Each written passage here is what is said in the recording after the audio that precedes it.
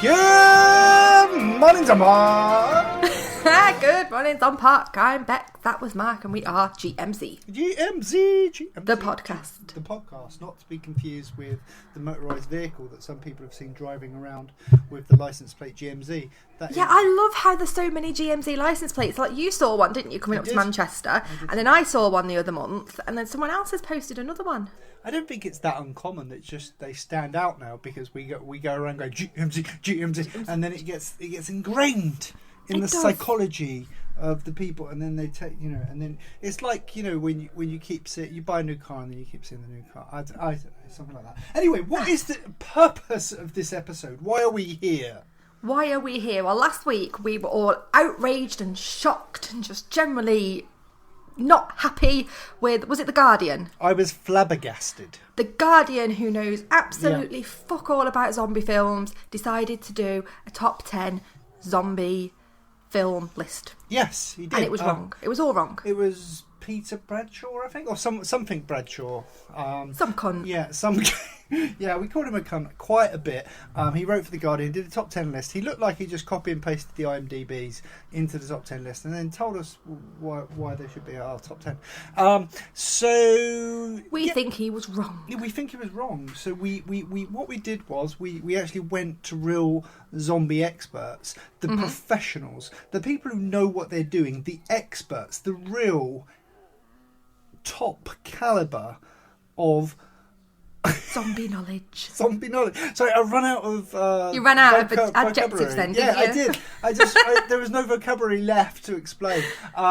Basically, we took it to the GMZ group, who are the aficionados of zombie films, books, anything undead related, and we said to them, "Listen, here's a poll. Vote for your favourite zombie films." And next week on the podcast, we will read them out. And we're only going to do the top 5 because I think it would take a little bit too long to do the top 10. But it's a more... What's the word I'm looking for? I think it's more realistic. It's a more realistic list, yeah. That's what I'm looking for. I mean, not everybody's going to agree with the top list, let's be honest. Because it's a controversial subject. Subject? That was... I've lost the ability to word. Oh dear. So it's a controversial subject. Enunciate, man. I'm trying to enunciate. The rain in Spain falls mainly upon the plain. Yeah, so it's controversial. Obviously, we all have our favourites, and a lot of the people in our group and the community, the wider indie community of the undead and the zombies, have very strong opinions on what they consider to be a zombie film and what they consider not to be a zombie film. But we do agree on certain things. I think the top 5... I definitely agree with the top 5. I agree with the top 5, and I think the top 5... I think we could all agree that they're 5 of the best. Some of us might agree that the orders should be slightly shifted around, but they are the top 5. So this is the top 5 as voted for by the GMZ group. I'm going to insert a drum roll at this point. So in at number 5 is... So at number 5 came up as the 2004 remake of Dawn of the Dead. Directed by Zack Snyder and written, obviously, by the wonderful George A. Romero. And not just George A. Romero. Who else wrote it? Was it James Gunn? James Gunn, who wrote Guardians of the Galaxy, yeah. Oh, yeah. So I'm not very good with my writers. But yeah, I thought this definitely was deserved to be in the top 5. One of my favourite scenes in the whole film is when she gives birth to that undead baby.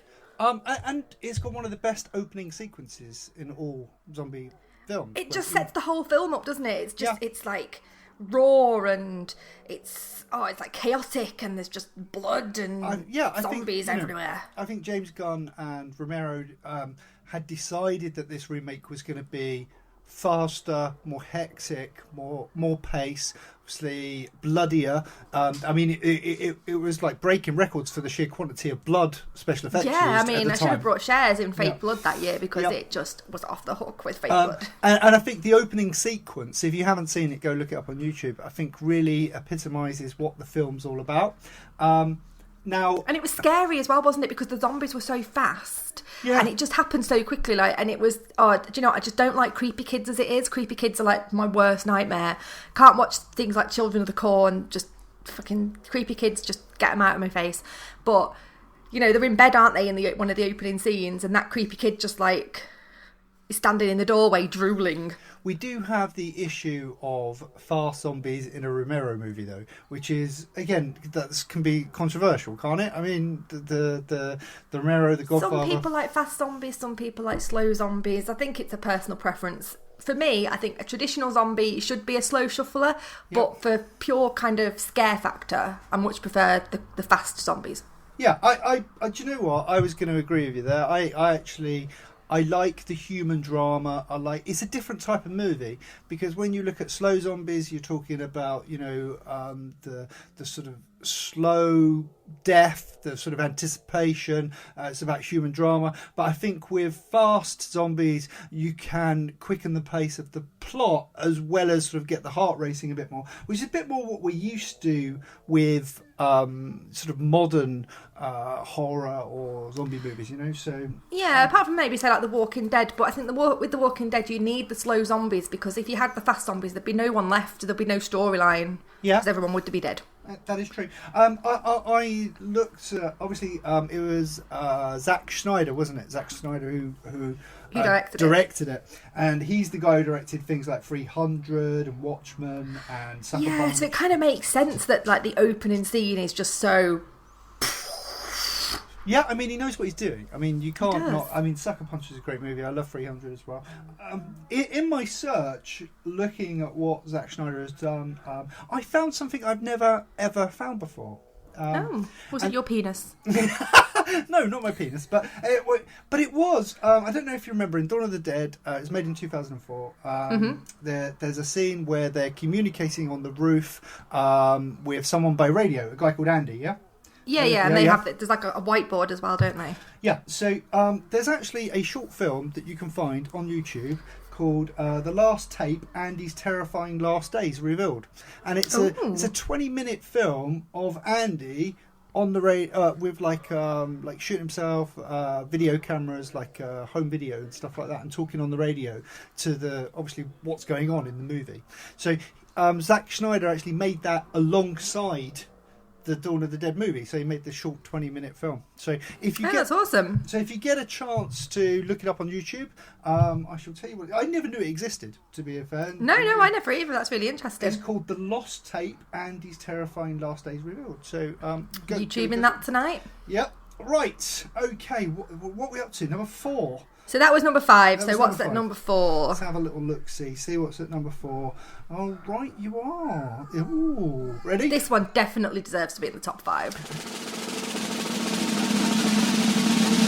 In at number 4 is Zombieland. Zombieland's a great film. I mean, humour and horror perfectly mixed together. Yeah, I mean, you know, for us, we're all about the humour, aren't we? Obviously, you've got Woody Harrelson, who does a fantastic performance as Tallahassee. You've got Jesse Eisenberg as Columbus. You've got Emma Stone as Wichita. So you've got big stars. And Bill Murray makes an appearance. Bill Murray makes a cameo appearance in it. And if any film's got Bill Murray in it, it's got to be in the top 10 of some list. And obviously, there's a new one coming out later this year. I can't wait for that. I think Zombieland for me was, I wouldn't say genre defining, because obviously it's the zombie genre and they went traditional with the zombies. But I'd say it was revamping a tired genre at the time that it came out. I think it energized that type of market. It was sort of, for me, it was modernizing something, with the way they shot it, with the different rules and the graphics. Yeah, because the kind of rules came up on the screen, didn't they, in big writing. And I think it was so you definitely couldn't miss the rules. Yeah, it was just like a younger, more exciting sort of take on the whole zombie genre, and it dealt... I liked the kind of the character interaction, because it was, they started out quite trusting, obviously trusting Wichita and Little Rock, and then they got screwed over. But then it's you can't go through that whole zombie apocalypse type thing without trusting at least one or two people, because you need people to survive. And I think this is the sort of mark of great zombie movies, and this is sometimes what people forget. And as we go up this list, this has become more relevant. That the great zombie movies are about human drama, not necessarily zombies. Zombies are there. Character building. Yeah. So the zombie background was there. Obviously, Columbus had already set that world up from us right from the beginning. He kind of protected himself with the rules. Exactly. But he was isolated. He was alone. It wasn't until he connected with another human being did life become more interesting. And then when they connected with further human beings, despite the fact that they all want to be isolated, did actually the story progress. And I think that's the mark of a great zombie film, is to show the interactions with other human beings and how important they are. Yes, and definitely. That's where the human drama comes from. So that's number 4, and that's definitely one of my favourite films of all time. Obviously, I'm a big fan of a Twinkie. Simon likes a Twinkie. They hold a special place in my heart, although if I eat too many, my heart won't exist. So. No. Right. You get diabetes. Diabetes. Right, so what's next? It's your turn, isn't it? Right. So. Yeah, in at number 3. Hold on, we need the big build-up. In at number 3. This is probably my favourite. Favourite or second favourite? Oh, it's a tough one. It's a tough list, this, but it's definitely up there as probably one of my favourites. It's Train to Busan. Awesome. I'm not going to try and pronounce the names of people who were in it. Yep. Because they're all in Korean, and I really struggle with Korean names. Yeah, my daughter speaks Korean, so I should probably have got her to do it for me. But yeah, definitely.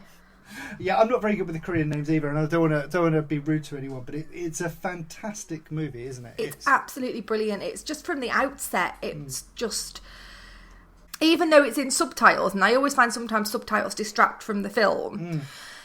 You almost don't really need the subtitles. Yep. Do a lot of it, apart from when there's kind of big dialogue between characters, and then you see the interaction between the characters. But a lot of the time you can kind of see what's going on anyway, and I don't think you miss anything from having the subtitles. No, and I think, like you said, a lot of it is action. There's not a huge amount of dialogue. The actors are fantastic quality, and what I mean by that is, the small amount of dialogue that they do have, they really sort of make the most of.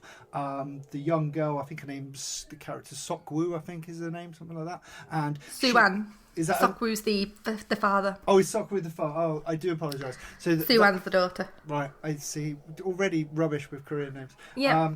So obviously the father is having sort of a relationship issue with his daughter. They're not really connecting, and the story really is about those two, isn't it? I know you've got the zombie apocalypse on the train, so obviously they're going from Seoul to Busan on the train, and that's when the zombie apocalypse starts. But the story at its core is between a father and a daughter, and how they. It just so happens to have zombies in it.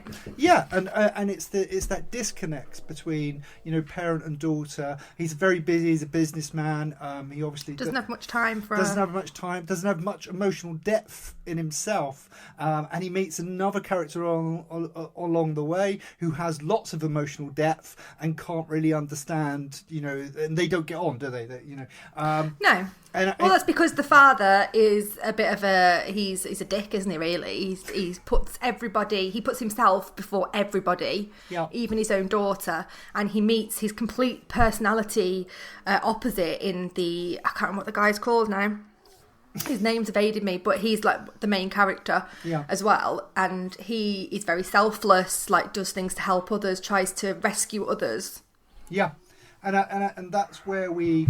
You get that human drama of the father who is teaching his child that you need to succeed at all costs at the detriment of others, and then you need to look after number one, which is yourself. And then you've got this hero character and other characters who sacrifice themselves to save others, and it's through that sort of relationship, that triangle of the father realizing that there is another way, that he's actually pushing his daughter away, and his daughter actually, and this is the realization, I don't want to spoil it it for anybody, but the realization that the daughter comes to is that the father's, does love her, and he's doing everything he does for her, making those sacrifices for her. And it may not be the best. Well, I suppose as you're watching it, you you fall into one of two categories, don't you? You fall into that if this ever happened, you would either be the father or you'd be the selfless man. Yeah. Which one would you be? And it is the father's doing everything he does is for the daughter, even if it's kind of misguided. Yeah. And and this is one of the most perfect examples of a zombie movie being a reflection of life, like all the great ones are, right from the very first zombie movies made. They're a reflection of society. This is a great example. The zombies are there, and that is an important part of the action and the plot. I do think we need to give the zombies a mention, though, because they are probably the best zombies I have ever seen in a film. Because of they are brilliant. They're not traditional zombies, are they? I mean, no, and they crack everything, and they move funny, like really discombobulated. They don't move like traditional zombies. They're kind of and they can they're creepy, and their eyes go a grey colour, and they can't see you in the dark, I believe, or something like that. So so they are really, really. But they good can hear you. They've got like super hearing, haven't they? The great zombies, fantastic zombies, and it's a fantastic film. If you haven't seen it, please go watch it. If you're put off by subtitles, please don't be put off by subtitles. It's absolutely brilliant. You can't go wrong with it. I'm looking forward to the remake. Yes, Hollywood are going to remake it, and it's going to be awful. You do realise that? Yeah. It's going to be awful. I'm going to watch it, but it's not going to be a patch on this one. Of course it isn't. Right. Definitely deserves to be in the top 5. So yeah, it does. I mean, for me, it's a number 1. I must admit, because of the emotional drama. I'm not ashamed to say that I did shed a tear or two at the end of that. Oh, film. I cried like a bitch. Well, I'm not. It's very rare that a zombie movie will make me cry. So I don't think a zombie film's ever made me cry. Well, there you go. Apart from that one. Train to Busan did do that. Right. So what are we up to? We are up to number 2, I believe. Number 2. These sound effects are awful. Yeah, they're awful. I'm going to have to add them in post-production. Okay, at number 2, we have one of the greatest movies ever made, and there is a reason it's not on. Zombie or otherwise. Zombie or otherwise. One of the greatest movies ever made. One of my favourite movies ever made, and that is Shaun of the Dead by the wonderful. This is my conflict, because I'm like Train to Busan, Shaun of the Dead, and I can't decide which one I like more. The thing with Shaun of the Dead, I love Shaun of the Dead. I love the way that Edgar Wright and Simon Pegg have made a British comedic tribute to the Romero movies, and I think it's fantastically well executed. It's one of I feel like this would what would happen if the zombie apocalypse was ever to happen in Britain. Yeah, it's quintessentially British. You can't get away from it. This is exactly what would happen. Yes. We'd all use our ridiculously sarcastic humour to survive. I agreed. And it's one of the most iconic movies of our generation. Right off the back of Simon Pegg making Spaced, and then obviously making this incredible movie, and then going on to make the whole Cornetto trilogy, and then having a fantastic career. It's for me, it doesn't quite make it to number 1 because it is so fantastic, but because it is a tribute to the Romero movies. When it's not a standalone piece of art like Train to Busan that isn't a tribute to anything. It's a tribute to those, and it's done deliberately. We interviewed Kate Ashfield, who plays Liz in Shaun of the Dead. Yeah, we did, and we was talking to her about all of the sort of nods to the Romero movies that is in there, all the little the things that they kept secret and hidden. Little Easter eggs, and obviously all of the fact that Simon Pegg went and Nick Frost went to the set of Land of the Dead when they was filming that, and they did a little cameo in that movie. So the fact that it's a tribute means it's not quite number 1 for me, but it is one of my most favourite films of all time. I'm not the best person at watching a movie over and over and over and over again, but that film I watch Shaun of the Dead all day. Yeah, I do. Whenever it's on TV, I watch it. Same. Yeah, can't help it. And it makes me long for the days when you could go to the pub and you had a lock-in and you could smoke in a pub and you could have a pint and a toasty. And you could have a toasty, and you could smoke, and those days just don't exist anymore. And then you could walk home and it was just amazing film. Absolutely love it. I mean, what really shocks me is when I was obviously looking everything up to find directors and stuff of these films, is I couldn't believe it was out 15 years ago. I know. It's just gone.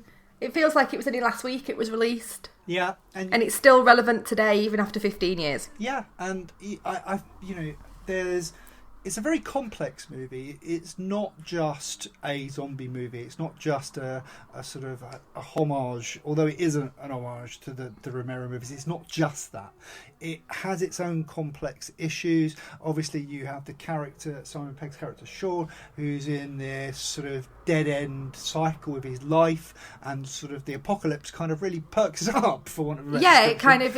He almost realises what he's capable of. He's been stuck in a dead-end job for so many years that he just thinks that that's it, that's his life now. But then the zombie apocalypse hits and he's the unsung hero, really, isn't he? He's the unlikely hero. The unlikely hero, yeah. And then you have the other complications of his relationship with his stepfather and the relationship with his mum, and it's not as simple as just playing homage to the Romero movies. So it deserves a lot of credit in its own right, and I think it's probably one of the greatest British movies ever made, zombie or otherwise. I'd say one of my favourite scenes is when his stepdad's trapped in the car when his stepdad turns into a zombie and the music's going. Yeah. And after he's turned into a zombie, the stepdad turns the music off. Yes, he says, almost like they're saying, actually, you kind of retain some of your personality even as a zombie. Yes, where Shaun says to his mum, he says, "There's nothing left. There's nothing left. There's nothing," and he leans over and turns the music off. Yeah. And there's so many incredible scenes, aren't there? I mean, what the scene with the Queen music playing on the jukebox and they're it's just brilliant. It's fantastic. Don't stop me now from having a good... Right, yeah, it's just an incredible scene. Just genius. And then obviously the big gut spilling bit as he gets pulled out the window. Yeah, when he rips his stomach open. Amazing. Brilliant. Okay, so are we ready for number one? Let me do the big drum roll.